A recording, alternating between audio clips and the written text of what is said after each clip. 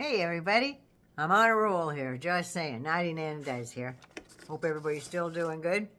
I don't know if I'm going to start a regular thing on who's kissing the ring, but we started with Kayleigh McEnany there, so she got the premier position. But found another story on Kari Lake. It was interesting to me. I don't know how interesting it's going to be the rest of it, but I thought it was pretty interesting because once she was a Fox News 10 anchor in Arizona for something like 20 years or something like that. And she had some respectability, but she decided to don the Gilead hat and kiss the ring of the commander of the faithful and guzzle the Kool-Aid. Yes, she did. And try to run for Arizona governor. Now, she crawled up Trump's ass so far that her nose actually got stuck in his molars. I'm pretty sure, just saying. She, after she lost to the Democrat, she lost the rest of her mind. She started filing frivolous lawsuits just like the Kraken did and failed at every turn. She lost. She's a loser. But did that stop her? Because even after that, she didn't have a network to go back to, so the RNC had to give her a salary. So all the money she was raking in for all these frivolous lawsuits and all the rest of the stuff, she was getting a cut. In her now delusional state, in my opinion, she ran out of money and was between jobs, shall we say.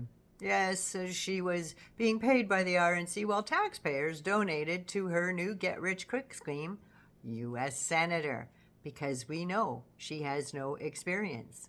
She doesn't. She was like a Fox News host. That's where she should go. She'd make millions a year doing that. Just saying.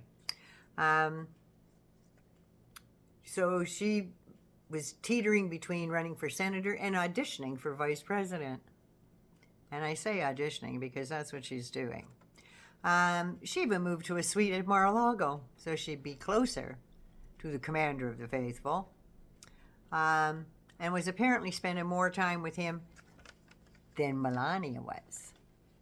I don't think that was going down too good, because even Trump's staff started to get a little irritated with her. She had her own suite of rooms, her own bedroom, and Diaper Dawn, like Melania. I don't think Diaper Dawn was allowed in there, but who knows? He's been dipping his wick in a lot of candles, that boy, just saying. So Kari is feeling the loneliness. Well, she was. We'll get to that in a minute. This lasted for months. Maybe there is such a thing as trying too hard. I'm just saying. She says every single thing he says, word for word, every single thing. I think she writes them down and then practices them in front of the mirror. Just saying. She's worn out her welcome. As Trump staff say, she's working the deal and wants something bigger and faster to compensate for losing the Arizona governor race. But she seems to like the limelight just a little too much. And she's a real spotlight hound.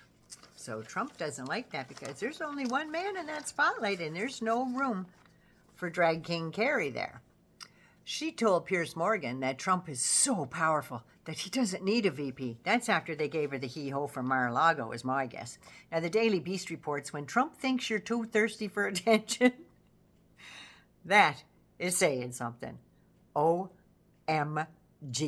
That's crazy. So a Trump advisor said that she is shameless, ruthless, she's a demagogue who wants power and will do whatever she has to do to get it. So I guess she really is better suited to fascism than she is to American democracy. That's my feeling on that. So she will say or do anything, including campaigning for Obama, apparently, and donated to his campaign and interviewing. And she was gushing and smiling and all nervous and just didn't know what to do with herself while she interviewed him. And then, when she thought it would serve her purpose better, she flip-flopped and got on the birtherism train as chief engineer. That's right. Her and Trump were pounding that in there. She loved the LGBTQ and drag queens and the whole community, only to turn her back on him, stick a knife in him, and now calls them pedophiles and groomers. So She is a career woman who pledges, oh, women are so good and everything else, who looks women in the face and actually tells them that they aren't equal to men. That's what you want to look up to, right? So much, because it's part of the DEI, diversity, equity, and inclusion. She's against that. So you aren't equal. So they want to go back to barefoot pregnant in the kitchen is what they want. They aren't equal to women. You don't want to be equal to men. We're not the same. Basically, women are weak and stupid and should stay home. But maybe she should take her own advice. What do you think? Yeah, Kari, I think you're about to get promoted in the Gilead Society somewhere. Martha Mitchell, thank you so much. Margaret, you did a good job writing that book, because who thought it would be a guideline to how to run a government? For real. Gotta love you. 99 loves you. Take care of you. Don't forget to subscribe. Mwah!